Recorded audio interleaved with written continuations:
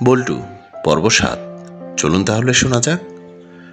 রেদওয়ান ও আদিল আজ একসাথে যুক্ত হয়েছে ক্যাম্পাসে। ওদের অফিস তাড়াতাড়ি শেষ করতে পেরেছিল।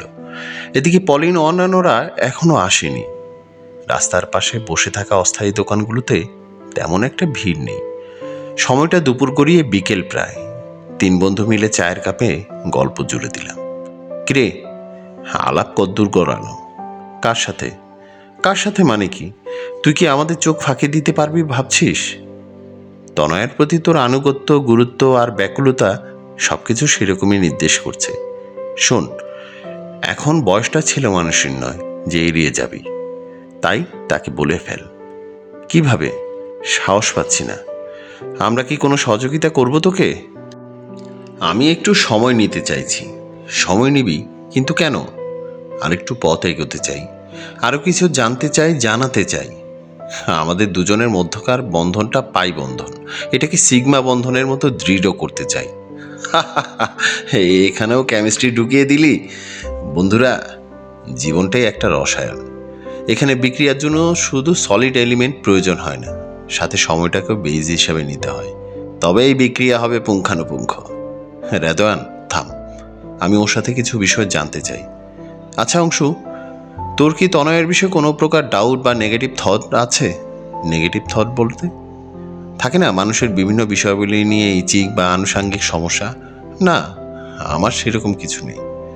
সব কিছু যদি ক্লিয়ার থাকে তাহলে আমার মনে হয় বিষয়টাকে আর ঝুলিয়ে রেখে লাভ নেই। তুই এগিয়ে যেতে পারিস নির্দ্বিধায়। একটা বিষয় আজ তোদের সাথে শেয়ার করি। সেদিন তনয়ার সাথে তাদের পারিবারিক বিষয় নিয়ে আলোচনা করছিলাম। কথা প্রসঙ্গে সে নারী পুরুষের মাঝে একটা বৈষম্যকে প্রকাশ করলো। তারপর আমি কাউন্টার দিলে তার বাবার বিষয়ে সে বলল, জানেন, যখন বাড়ি থেকে বেরিয়ে ভার্সিটিতে একা পড়তে আসি তখন আমার বাবা বলেছিলেন নিজের সম্মানটুকু বজায় রাখবে। আমি মেয়েকে যেমন সম্মানের সাথে বাইরে পড়তে পাঠাচ্ছি সেভাবে সম্মানের সাথেই ফিরে আসবে। এটাও একটা শিকল, তবে সহজ ভাষার। কথাটা আমার মনে বেশ ধরেছে। তারপর বলে তার বাবাকে সে জেনেছিল পূর্বের অতীতের অশিক্ষিত সমাজ ব্যবস্থা ও কুসংস্কারের বিপরীতে চলা একজন সাহসী মানুষ হিসেবে। কিন্তু তার বিষয়টা যখন আসলো তখন এই সাহসী মানুষটাও কেমন যেন হার মেনে তা বরণ করে নিল। আপোষ বাক্যে পায়ে একটা শিকল জড়িয়ে দিল। এটা অস্বাভাবিক না। আমাদের সমাজে বাবা মায়েরা যতই আধুনিক চিন্তাশীল হোক না কেন, নিজের সন্তানের বিষয়ে আসলে হয়তো হেরে যায়। কারণ সমাজের পুরুষ যোদ্ধাটাও একজন পিতা। সন্তান হলো তার সবচেয়ে বড় দুর্বলতা। একজন বাবা জানে সমস্যায় পড়লে সমাজের মানুষগুলো কতটা অমানবিক হয়। তাই দেশের সাথে দশের সাথে তাল মিলিয়ে সেও ভাবতে বাধ্য হয়। এই যে আমরা এত আধুনিক ধারণার, হয়তো আমরাও হেরে যেতে পারি নিজের সন্তানের বিষয়ে আসলে। এটাকে ভুল শুদ্ধ বা অস্বাভাবিক হিসাবে ভাবার কোনো কারণ নেই। সমাজ যতদিন পরিবর্তন না হবে সেই পর্যন্ত প্রতিটি বাবা মাই হেরে যাবে। এটাকে নিয়তি ভেবে এগিয়ে যেতে হবে। আদিলের কথায় আমিও একমত। আচ্ছা, তুই তাকে কিছু বলিসনি? বলেছি, যদিও বলার তেমন কিছু ছিল না, কারণ তার মনে ধরা বিষয়গুলো তো আর অসত্য নয়। তাহলে এখন এখন আর কি? সে বলেছে তার বাবাকে হারতে দিবে না। বুঝতে পেরেছি, যেমন এসেছে তেমনই না হয় ফিরে গেল, কিন্তু মনটা, সেটা তো আর বেঁধে নিয়ে যেতে পারবে না। এখন বল, তুই কি করতে চাইছিস? সময় দেয়া ছাড়া আর কি করার থাকে? বাজারের পণ্য তো নয় যে ক্রয় ক্ষমতা থাকলে কিনে নেওয়া সম্ভব। মন যুক্তি মানে, তাই সময়ের উপর ছেড়ে দিলাম, দেখি না কি হয়। আরে তনয়া যে, কেমন আছো তুমি? এই তো ভাইয়া, ভালো আছি। তা আজ এত তাড়াতাড়ি আপনাদের? অফিসের কাজ সেই দুপুরে শেষ। তাছাড়া আমাদের একটা প্রোগ্রাম আছে নিকুঞ্জে, সেখানেই যাব আমি আর রেদওয়ান। আচ্ছা তোরা থাক তাহলে, আমরা বের হলাম। ওরা চলে গেলে আমি আর তনয়া হাঁটতে শুরু করলাম। ভালো লাগা মানুষটার সাথে যেন অনন্তকাল হাঁটতে ইচ্ছে করে। ক্যাম্পাসের প্রেমগুলো এমনই হয়। কিছু বাদাম কিনে নেয়া, তারপর দুজনে নিজেদের মধ্যে হারিয়ে যাওয়া। প্রেমিক প্রেমিকাদের জন্য সময় পার করার একটা ভালো উপকরণ হচ্ছে বাদাম। দামে সস্তা, পুষ্টিগুণে ভরপুর। শ্রাবণের পরন্ত বিকেলে কদম গাছে ভালোবাসার ফুলগুলো আবেগী হয়ে ঝুলছে। বৃষ্টি ভেজা পথ মারিয়ে আমরা দুজনে হেঁটে যাচ্ছি গন্তব্যহীন। কিছুদিন পূর্বেও আমাদের মাঝে ভালো লাগাটা এতটা প্রবল হয়নি যা এখন হয়ে আসছে। তার সাথে যখন সময় কাটাই তখন অন্য কোনো কিছুর খেয়ালই থাকে না। মনে হয় সময়কে আটকে দিই আর অনন্তকাল এভাবে কাটিয়ে দিই সীমাহীন গভীরতায়।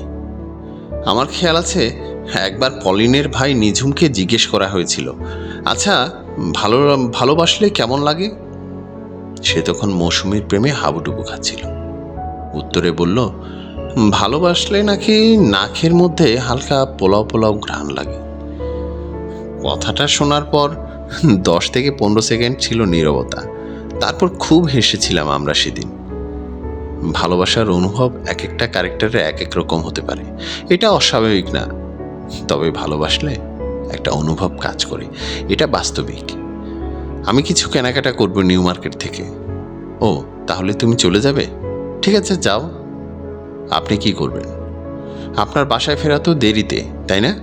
হ্যাঁ, করব আর কি। ক্যাম্পাসে কিছুক্ষণ কাটিয়ে তারপর ফিরে যাব। আপনার তেমন ব্যস্ততা যদি না থাকে তাহলে আমার সাথেই চলুন। আমি তো যেতেই চাই, কিন্তু উপলক্ষ না পেলে কিভাবে যাওয়া যায়? আকস্মিক সে বলে ফেলায় সুযোগ হয়ে গেল। তার সাথে নিউ মার্কেট যাওয়ার পর মেয়েদের একটা বিষয় জানা হলো যা বিয়ে পরবর্তীতে কাজে লাগবে। আমরা ছেলেরা সাধারণত দোকানে গেলে চোখটা বুলিয়ে যেটা পছন্দ হয় তুলে নেই, তারপর দাম করে কিনে নেই, নয়তো রেখে চলে আসি। কিন্তু মেয়েদের বিষয়ে তা নয়। ওদের কোনোটা পছন্দ হলে সেটা সহজে তুলে নেবে না। পছন্দের সাথে ওদের হিসেব মতো দাম হতে হবে, তবেই নিবে। দুটো পণ্য কেনার জন্য 10টা দোকান ঘুরল। কোথাও পণ্য পছন্দ হলে দামে বনে না, আবার দাম মিললেও ফেব্রিক্স পছন্দ হয় না। এতটা কমপ্লেক্স আমি আগে জানতাম না। পিঠের মেরুদণ্ড ব্যথা করছে, আবার তৃষ্ণাও পেয়েছে বেশ। 1-1.5 ঘন্টা দোকানে দোকানে ঘোরার পর কেনাকাটা শেষ হলে একটা রেস্টুরেন্টে গিয়ে বসি। বয় এসে অর্ডার নিয়ে গেল। আমি ভাবছি সহজে যেন অর্ডারটা কমপ্লিট না করে, নতুবা বেশিক্ষণ বসতে পারবো না। অবশেষে 8 ঘন্টা কাটিয়ে সেখান থেকে বের হওয়া পালা। আমি কিছুতে চেয়ার থেকে উঠতে পারছি না। ক্লান্তিতে শরীর অবশ হয়ে আসছে। তারপর কোনোদিন যদি আবার বলে কেনাকাটা করব, চলুন আমার সাথে, তখনই অবশ্যই কোনো না কোনো অজুহাত দেখিয়ে কেটে পড়ব। বাইরে কুয়াশার মতো ঝিরঝির বৃষ্টি ঝরছে। মুষলধারে বৃষ্টির চাইতে কুয়াশা বৃষ্টিটা আমার বেশ প্রিয়। এটা থাকে অনেকক্ষণ। বৃষ্টিতে একেবারে ভিজে যাওয়া হয় না, কিন্তু বৃষ্টিতে ভেজার স্বাদ পাওয়া যায়। সে দাঁড়িয়ে রিক্সা ডাকার চেষ্টা করে, কিন্তু আমি তাতে বারণ করি। বৃষ্টি হচ্ছে, আমরা ভিজে যাব তো। এই বৃষ্টিটা আমার বেশ পছন্দের, কুয়াশা বৃষ্টি। তুমি চাইলে আমার সাথে আসতে পারো, আমি এই বৃষ্টিতে গা ভিজিয়ে হাঁটবো। ঠান্ডা লেগে যাবে, তখন কি করবেন? লাগবে না, বিশ্বাস রাখতে পারো। চলুন তাহলে হাত ধরে ফুটপাতে হেঁটে বেড়াই। কুয়াশা বৃষ্টির কারণে লোকজন সব ছাউনিতলা খুঁজে দাঁড়িয়ে আছে। আমরা দুজন হেঁটে যাচ্ছি, মনের আনন্দ নিয়ে, আর মুখে গুনগুন করে গান গাওয়া। এ পথ যদি না শেষ হয় তবে কেমন হতো তুমি বলো তো? আমার সুরে সেও উত্তর দিয়ে গানটা গাইছে। কিছুটা গান, কিছুটা হাসি, একটু চঞ্চলতা আর বয়ে যাওয়া পথ। স্মৃতির পাতায় যেন অমরত্বের ছোঁয়ায় বেঁচে থাকবে মুহূর্তগুলো। আগামীতে হয়তো আমরা এক হয়ে পথ চলবো, আবার হয়তো না। পরিণতি যাই হোক না কেন, বর্তমানটা সাজিয়ে নেয় নিজেদের মতো করে। এই সময়টা ফিরে আর নাও আসতে পারে। কালকের অপেক্ষায় কেন বসে থাকা?